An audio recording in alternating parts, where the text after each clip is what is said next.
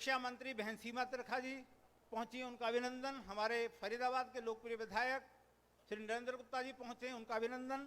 मंच पर हमारे विराजमान हमारी बार के प्रधान श्री जोगिंद्र नरवत जी, हमारी बार के महासचिव श्री पवन पाराशर जी, हमारे अधिवक्ता परिषद के प्रधान श्री पी के मित्तल जी, हमारी बार के पूर्व प्रधान श्री जेपी अधाना जी, श्री हरीश चेतल जी, श्री नवल किशोर गर्ग जी, राजेश बैंसला जी, श्री केपी तेवतिया जी, हमारे जिला पार्षद और पार्टी के नेता अनिल पराशर जी, शिवजत जी, हमारे प्रकाशवीर नागर जी, विजय शर्मा जी, और हमारे मुख्यमंत्री जी के, देखिए मैं थोड़ा सा, क्योंकि वकीलों का कार्यक्रम, हमारे भाई बैठे हैं, छोटे भाई अजय गौड़ जी जो मुख्यमंत्री राजनीतिक सचिव हैं, उनका अभिनंदन, उनका स्वागत, और आप सबका अभिनंदन और आपका सबका स्वागत। मित्रों, क्योंकि कार्यक्रम बहुत चल रहा है, ये चुनाव बिल्कुल अंतिम चरण का प्रचार है, और माननीय सांसद जी जगह जगह उनको अभिनंदन, उनका स्वागत, जोरदार भरपूर आपके आशीर्वाद से उनको पूरी लोकसभा में समर्थन मिल रहा है। मैं ज्यादा ना कहते हुए, हमारे बीच में हमारे पूर्व प्रधान श्री जेपी अधाना जी हैं, जोगिंद्र अपने हरीश चेतल जी हैं, नवल किशोर जी हैं और गर्ग साहब हैं। मैं सबसे क्षमा चाह रहा हूं, क्योंकि सबका बोलने का मन था कि सब बोले, परंतु समय की मर्यादा है। तो मैं अपने बार के सबकी तरफ से, हमारे बार के प्रधान श्री जोगिंद्र नरवत जी हमारे बीच में उपस्थित हैं, मैं उनसे निवेदन करूंगा वो आग्रह करें। हमारे बहुत सारी वरिष्ठ अधिवक्ता हैं, सबके देखिए मेरे सब बड़े भाई हैं और कुछ छोटे भाई हैं, तो मैं सबका नाम नहीं ले सकता। सबको मैं देखो हाथ से हाथ जोड़ से सबके नमस्कार करता हूं, और मैं नरवत जी से निवेदन करता हूं वो आए और अपनी बात कहें। श्री नरवत जी।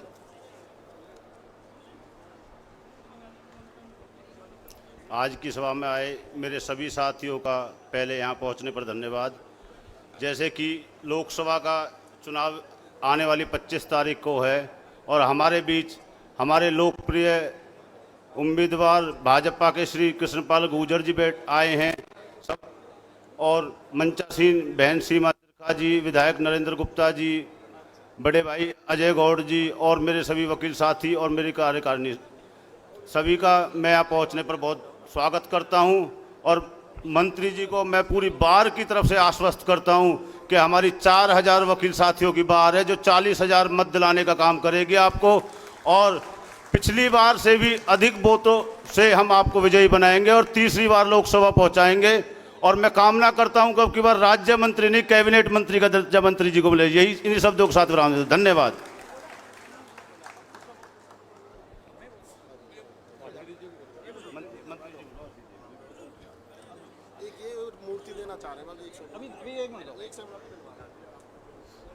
अभी बार के हमारे प्रधान जी ने, क्योंकि देखिए एक रिप्रेजेंटेशन है, मैं फिर कह रहा था बोलने का सबका मन है। हमारे सारे पूर्व प्रधान, सारी हमारी बिल्कुल सरदारी, हमारी पार्टी के हमारे वरिष्ठ हमारे साथी अधिवक्ता हमारे उपस्थित हैं। क्योंकि आज अंतिम चरण है, कल लास्ट है, मंत्री जी यहाँ उपस्थित हैं। मैं अपने विधायकों से, अपने सभी साथियों से माफ़ी मांगते हुए मैं निवेदन करूंगा आदरणीय चौधरी कृष्णपाल गुर्जर जी से, वो आए, उनसे मेरा निवेदन है, और अपनी वोट की अपील करें। आदरणीय चौधरी कृष्णपाल गुर्जर जी। यही नाम है ना, और तो नहीं है कोई, यही नाम है ना।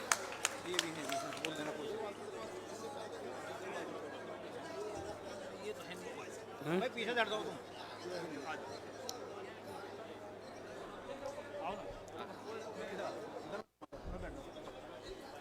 आज की इस डिस्ट्रिक्ट बार एसोसिएशन फरीदाबाद की इस सुंदर कार्यक्रम में मेरे साथ मंच पर उपस्थित हमारी हरियाणा की शिक्षा मंत्री, बड़कल की लोकप्रिय विधायिका बहन सीमा त्रिखा जी, हमारे फरीदाबाद के लोकप्रिय विधायक भाई नरेंद्र गुप्ता जी, 2 बार जिले के अध्यक्ष रहे, मुख्यमंत्री के राजनीतिक सलाहकार रहे भाई अजय गौड़ जी, सबसे लंबे समय तक फरीदाबाद भारतीय जनता पार्टी के जिला अध्यक्ष रहे भाई गोपाल शर्मा जी,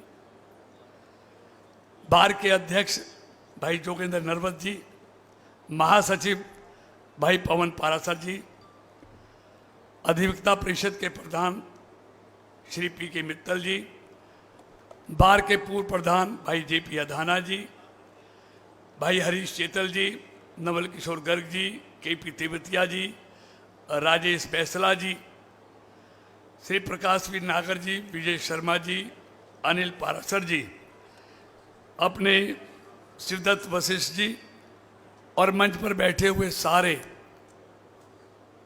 बार के पदाधिकारी रहे, पार्टी के पदाधिकारीगण और आदरणीय अधिवक्ता भाइयों बहनों, पत्रकार और छायाकार मित्रों, चुनाव अपने अंतिम दौर में है। कल चुनाव 5 बजे प्रचार समाप्त हो जाएगा और 25 तारीख को आपने अपने हाथ से बटन दबाकर भारत की किस्मत का फैसला करना है कि इस देश को किसके हाथों में सौंपना है, जिससे देश के लोग भी सुरक्षित रहें और देश का खजाना भी सुरक्षित रहे। 10 साल पहले आप लोगों ने मुझे यहां से सांसद बना के भेजा और मोदी जी को प्रधानमंत्री के रूप में पसंद किया, इसलिए मोदी जी को प्रधानमंत्री बनाया। अब मैं विस्तार से नहीं जाऊंगा। अभी मैं एक होर्डिंग देखता हूं शहर में, हाथ बदलेगा हालात। 50 साल इस देश के लोगों ने हाथ को दिए, क्या उन्होंने हालात बदले? क्या मिला देश को? देश के खजाने की लूट नहीं, डकैती पड़ी देश के खजाने पर। देश में रोज कहीं ना कहीं दंगा, फसाद, कर्फ्यू, बम ब्लास्ट, लावारिस वस्तु, बैंक दिवालिया होने के कगार पर पहुंच गए। हमारे सैनिक हेमराज का सिर काट के पाकिस्तान ले जाए, कश्मीर में सैनिकों के मुंह पर थूका जाए, पत्थर फेंके जाएं और सरकार मूक दर्शक बनी रहे।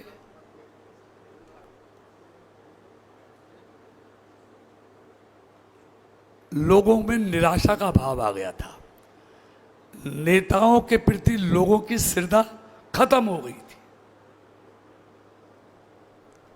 अगर फिर से हम आभारी हैं नरेंद्र मोदी जी के, जिन्होंने नेताओं की प्रति जो नफरत थी उसको कम करने का काम इन 10 सालों में मोदी जी ने किया है। मित्रों, यही नहीं, आप खुद पढ़े लिखे लोग हैं, मैं विस्तार में जाऊंगा तो बहुत समय लगेगा। दुनिया में भारत की क्या इज्जत थी, आपने तब भी अनुभव किया। आज दुनिया में भारतीयों की क्या इज्जत है, आप खुद अनुभव करते होंगे।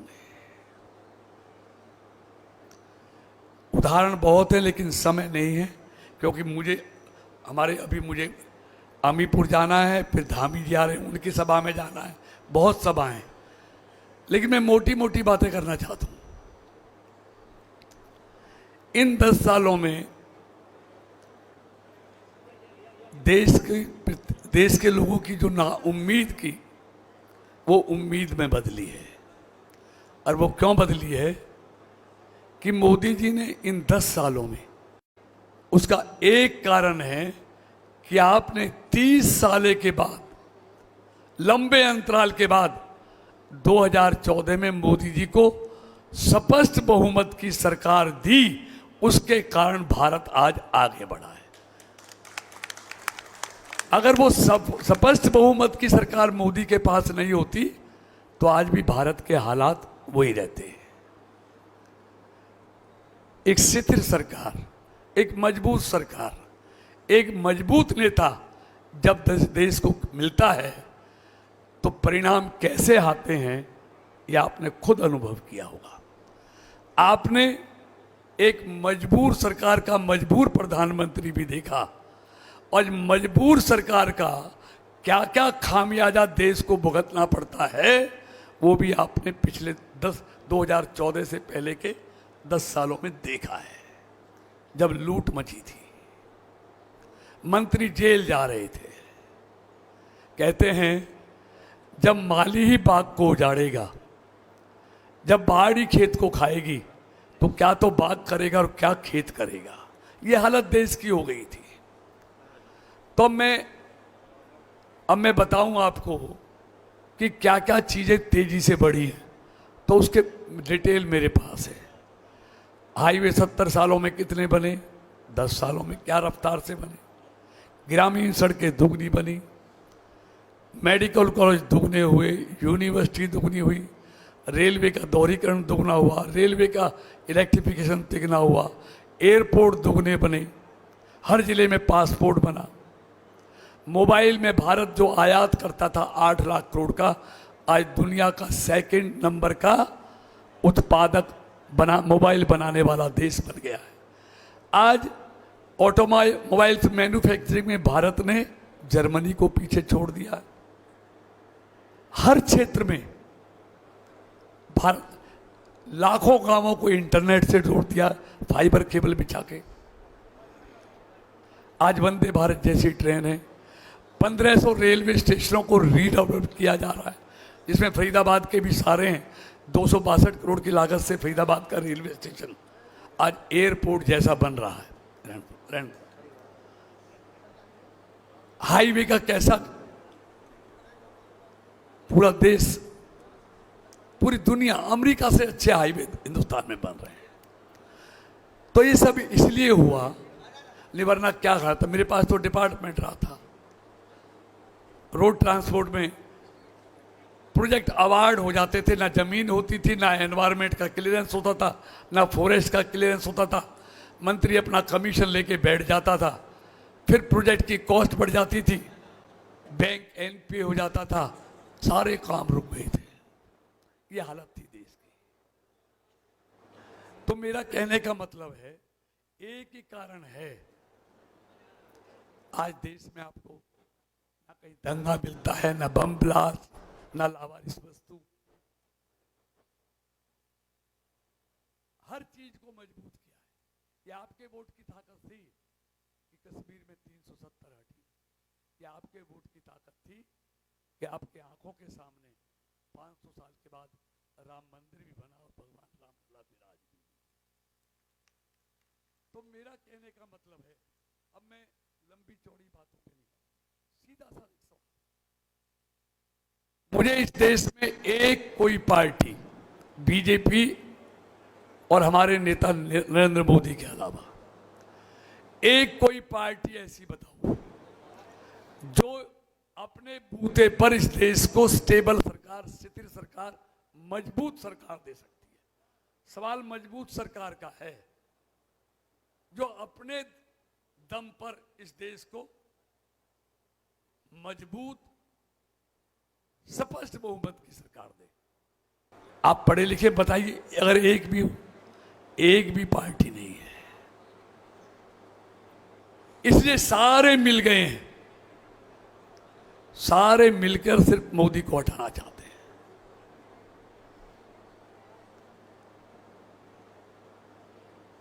मोदी देश को बढ़ाना चाहता है। और देखिए, मोदी के एजेंडे में देश है और इन सब के एजेंडे में मोदी है और कुछ नहीं है। मोदी के पास अगले 25 साल का विजन है। तीसरी टर्म में 100 दिन का एजेंडा तैयार हो गया कि 100 दिन में मैंने क्या क्या फैसले लेने, क्या क्या काम करना है। उनसे पूछो क्या है, बस मोदी को हटाना, यही एजेंडा है। मित्रों, ईमानदारी से सोचो, आप सबको मालूम है, आप कमल का बटन दबाएंगे तो सारे देश को मालूम है मोदी प्रधानमंत्री बनेगा।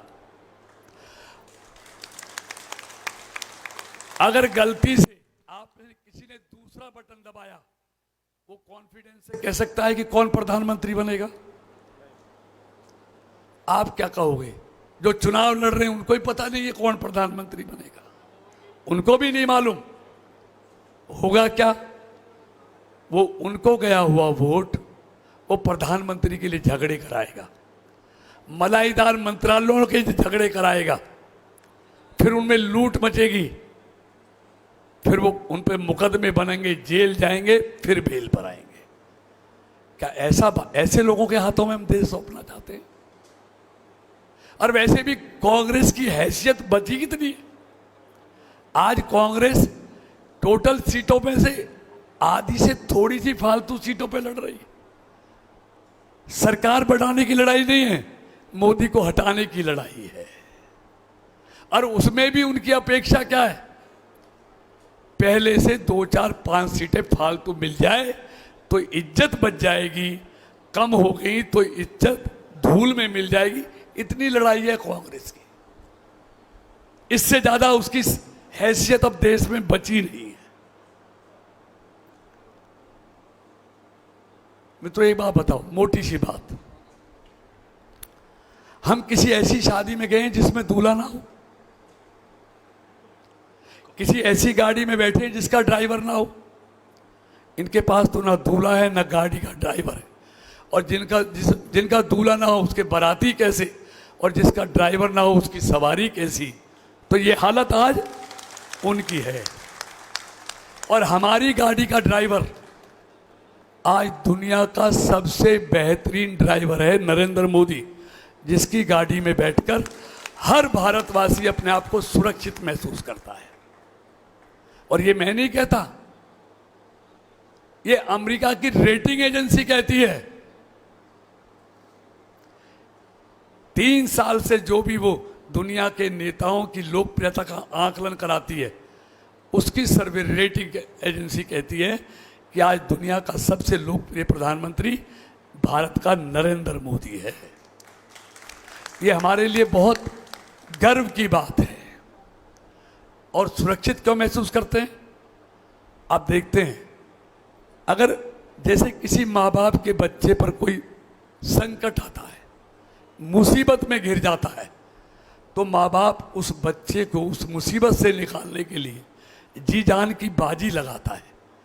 ऐसे ही मोदी ने भी जब भारत का कोई नागरिक दुनिया के देशों में संकट में फंसा है, उसको ऐसे ही निकाल के लाए हैं जैसे माँ बाप अपने बच्चे को निकाल कर लाता है।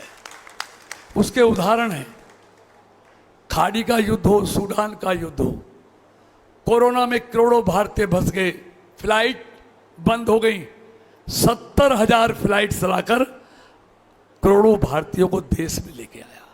यूक्रेन रसिया का युद्ध हो, 26,000 बच्चों को युद्ध विराम करा के वहां से निकाल के लाया। और अभी अभी तो वो आपने देखा होगा कि कतर में भारत की 7 सेना के अधिकारियों को जासूसी के आरोप में फांसी की सजा होगी। उनकी भी फांसी की सजा माफ करा के उनको भी उनके परिवार तक पहुंचाने का काम नरेंद्र। मतलब आज मोदी की बात का दुनिया में वजन क्या है?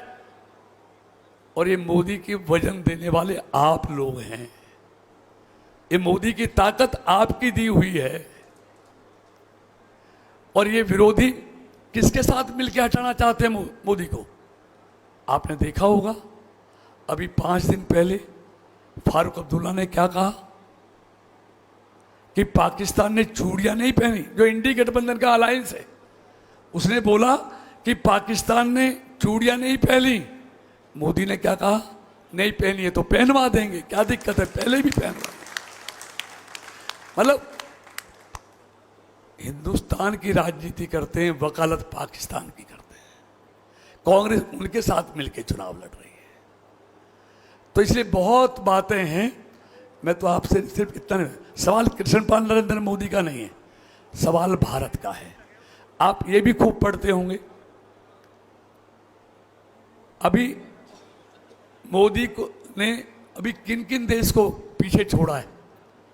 जो 6 देश हैं उनमें इंग्लैंड भी है, जिसने 100 साल भारत पर राज किया, उसको हमने पीछे छोड़ दिया है। तो हमको खुशी नहीं होती? ऐसे देशों को मोदी जी ने पीछे छोड़ा है, ब्राजील जैसे तो। और अभी जो मोदी जी कहते हैं और जो हम कहते हैं वही दुनिया के इकोनॉमिस्ट कहते हैं। अगर उनके आप आर्टिकल पढ़ते हो, वो भारत की अर्थव्यवस्था के बारे में क्या आकलन है उनका अगले 3 साल बाद, उनका ही नहीं, दुनिया की अर्थव्यवस्था का आकलन करने वाली संस्थाएं हैं। IMF है, international monetary fund, Morgan Stanley है, उसे कितने बयान पढ़े होंगे। एशियन डेवलपमेंट बैंक है, उसकी भी क्या कहना है। ग्लोबल इन्वेस्टमेंट है जो दुनिया की अर्थव्यवस्था का आंकड़ा, उसका क्या कहना है। दुनिया के अर्थशास्त्रियों का भी वही कहना है कि अगर भारत की अर्थव्यवस्था इसी रफ्तार से चली तो 2028 में भारत जर्मनी और जापान को भी पीछे छोड़ते हुए दुनिया की 3 सबसे बड़ी अर्थव्यवस्थाओं में शामिल होगा। अब सवाल यह है कि भारत को हम तीसरे नंबर पर देखना चाहते हैं, नहीं देखना चाहते हैं, और वहां कौन पहुंचा सकता है भारत को। एक आदमी है, एक पार्टी, सिंगल पार्टी जो बनेगी वही तो है। तो इसलिए भारत को दुनिया का शक्तिशाली भारत बनाना है। मैं कई दोस्तों से पूछता हूं, बताते हैं 15 साल पहले जब हम यूरोप में या अमेरिका में जाते थे तो अपना हम किसी 5 स्टार होटल में जाते थे तो हम कहते थे कि इंडिया से आए हैं, तो कहते नहीं जगह नहीं है, जाइए। उनको लगता था इनकी पेइंग कैपेसिटी नहीं है। और आज अगर कोई भारतवासी जाता है कहीं भी, वो कहते कहाँ से, वो कहते इंडिया से, मोदी के यहाँ से, मोदी आइए। तो मतलब आज ये अंतर आ गया है। आपने कभी देखा है, आपने देखा होगा मार्केट में, व्यापार में,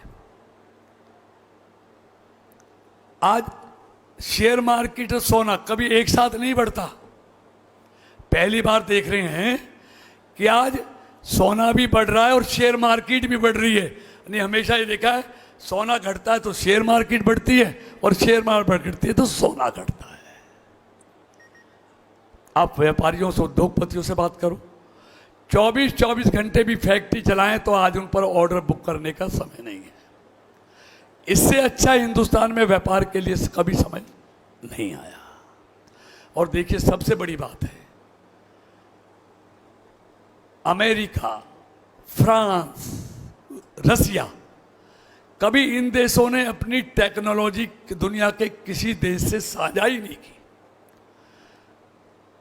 आजादी के बाद ये पहला मौका है जब ये सारे देश अगले 25 साल के लिए भारत के साथ अपनी टेक्नोलॉजी साझा करने के लिए तैयार हो गए हैं।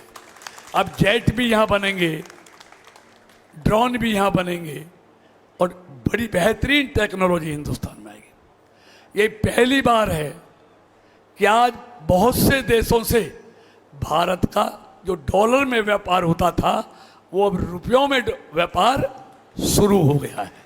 ये भारत की बढ़ती हुई इकोनॉमी के प्रति लोगों का भरोसा है, ये भरोसा बढ़ रहा है। आज भारत की विदेश नीति देखो, एक्सपोर्ट इंपोर्ट देखो, विदेशी मुद्रा भंडार देखो, सबका समय नहीं है। मैं सिर्फ इतना कहने आया हूं, सवाल देश का है कि देश को कौन आगे बढ़ा सकता है। इसलिए मैं, पढ़े लिखे लोग हैं, मुझे मालूम है, और मैं हर जगह गांव में जाता तो यही पूछता हूं, मैं आया हूं तो मेरे चेहरे को देख के मत कहना। देखिए, वोट तो ऐसा है, वोट तो दिल जो कहता है, दिल जो मानता है आदमी वो करता है। दिल क्या कहता है? तो आज मैं वकील भाइयों से भी ये पूछने आया हूं, ईमानदारी से बताना, हम बीजेपी वाले बैठे इसलिए नहीं, हमारे मुंह पे कोई लिहाज नहीं, ईमानदारी से ये बता दो कि आपका दिल क्या कहता है, मोदी तीसरी बार प्रधानमंत्री बनना चाहिए, नहीं बनना चाहिए? आपका दिल क्या कहता है?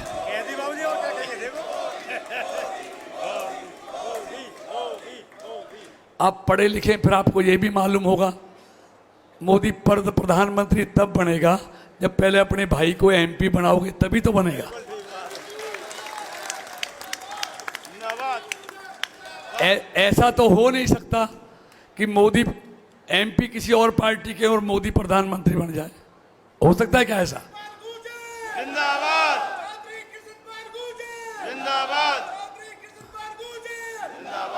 अब मैं आखिरी बात कहता हूं। आपको यह भी मालूम है मोदी की सरकार बन रही है, ये पत्थर पर लकीर की तरह है। और ये हम ही नहीं कह रहे, ये हमारे विरोधी भी कह रहे हैं। आपने केजरीवाल का बयान देखा होगा, क्या कहा उसने कि मोदी जी 2025 में अमित शाह जी को प्रधानमंत्री बनाएंगे, यही कहा ना। क्या मतलब है कि 2024 में मोदी ही आ रहा है। अंदर से तो उनको भी मालूम है कि मोदी आ रहा है। और वही नहीं, इसका प्रमाण यह भी है कि आज दुनिया के देशों के निमंत्रण अगले महीनों के मोदी जी को आने शुरू हो गए हैं कि आपने इन महीनों में हमारे यहां प्रवास करना है। ये मैं भाषण के लिए नहीं कह रहा, हकीकत है। मोदी जी को निमंत्रण आ गए हैं दुनिया के देशों से, और दुनिया के देशों ने भी ये मान लिया है कि मोदी ही भारत के अगले प्रधानमंत्री हैं। दुनिया में चाइना ने भी मान लिया, जो हमारा कट्टर विरोधी है, कि मोदी ही आ रहा है। मित्रों, अंत में इतना कहना चाहता हूं, दुनिया में ऐसे बहुत देश हैं जिनको भारत की तरक्की पसंद नहीं है, जो नहीं चाहते भारत आगे बढ़े।